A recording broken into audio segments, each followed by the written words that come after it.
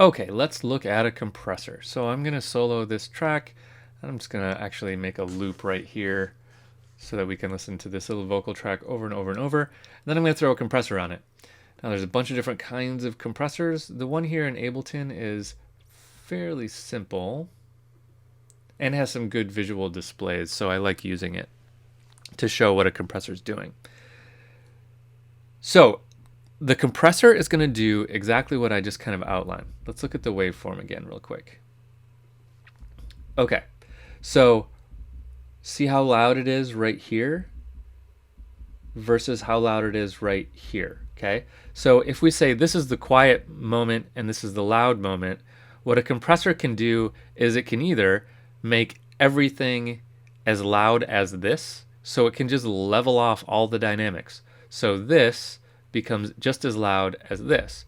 Or we can use it to quiet this down so that everything is as quiet as this one is, right? Or, still a third thing, we can do some amount of compression so that maybe this is louder than this, but not by this much, right? This is a little bit quieter, and maybe this is a little bit louder, so that the difference between these two isn't so extreme. But you still have some variation in that this is quieter than this. Okay? Those are kind of examples of what we would do with a compressor. Okay, so let's just look at it right out of the box. If I just load one up, we have a number of settings here. We have ratio, attack, release, dry, wet, and then threshold, gain reduction, and output. You'll notice that gain reduction doesn't give us there's nothing we can adjust here. Threshold we can, and output we can. Okay, so let's look at what our tools here are. First, let's talk about the gain reduction. Gain reduction is just how much of the compressor is being used. Okay, so if this is going nuts, then that means we're using a ton of the compressor. Okay, let's look at it. Okay, right now there's nothing in gain reduction. So the compressor is not doing anything right now.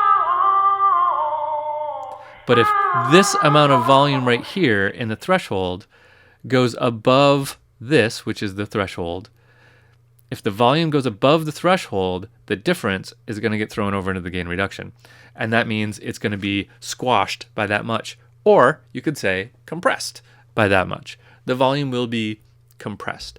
You can imagine it as being the threshold is kind of somebody's hand. Imagine someone's jumping on a trampoline, right? And that's our volume. It's jumping on a trampoline. It's going up and down and up and down. But we say you can jump 3 feet high. Okay, you can jump 3 feet high on that trampoline, but I'm not going to let you jump 4 feet high. And so we put a ceiling above the trampoline saying you will not go above 3 feet. We put the ceiling right at 3 feet. That's our threshold, is that ceiling. So we can say we're not going to let it go above 3 feet. Or we can say we're not going to let it go above 2 feet. And now just everything that hits 2 feet is just going to get rolled off and it's going to be smoothed out. Okay? So, right now, we're not doing anything because our threshold is high. But if we lower our threshold, okay. Okay, now we see a lot going into gain reduction.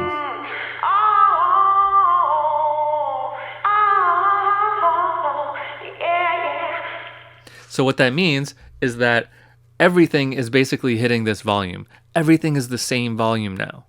Okay? If you listen close,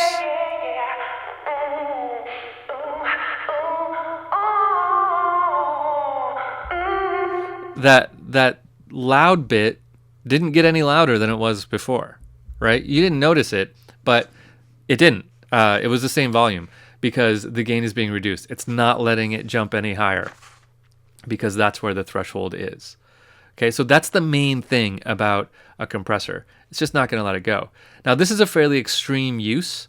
If we want to be a little more subtle, where we're going to let still there be some variation, but still push down some, we're going to say, okay, you can jump 6 feet, but I'm not going to let those really big jumps happen, right?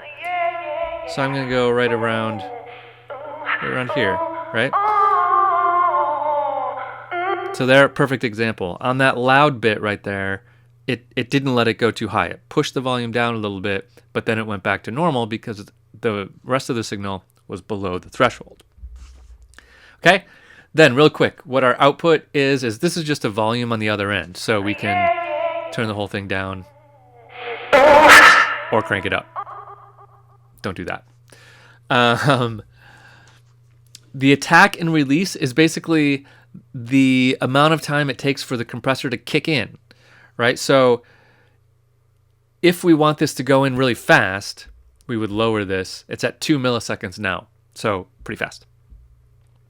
And then the release is how long it stays compressed before it lets go. Okay, we typically want these settings about where they are, 2 milliseconds, 50 milliseconds, but we can adjust them if you want. Okay, the ratio is a little more complicated, and it might be easier to see if we jump over to a different view. So in my compressor here in Ableton, I can look at the same information in 3 different ways here. Okay, so let's go here. So now, here's our threshold, here's our gain reduction, and here's our output. The little yellow ball, is where our volume is at the moment. Or sorry, the tiny yellow ball is where our volume is at the moment. The big yellow ball is our threshold, I believe. Yeah. The big yellow ball is our threshold. The tiny yellow ball is our volume now. Okay? Okay, so we went above the threshold, still above it, now we're below it, now we're way above it. Okay, so we see the same information here. But let's look at the ratio, because we can see the ratio here. What the ratio does is kind of the steepness of what it's going to do to the stuff above the threshold. So if it's 2 to 1, that means basically for every 2 decibels of input above it, it's going to pull it back to 1. So for every 2 decibels above the threshold, it's going to reduce it by 1 decibel. It's going to cut it in half, basically. Everything above the threshold is going to get cut in half, is what that means. We can make it more extreme by doing something like this. This means that everything above the threshold is just going to get leveled off to be the exact same volume. Okay? And if I did this, lower the threshold, flatten that out, everything above the threshold is the same volume.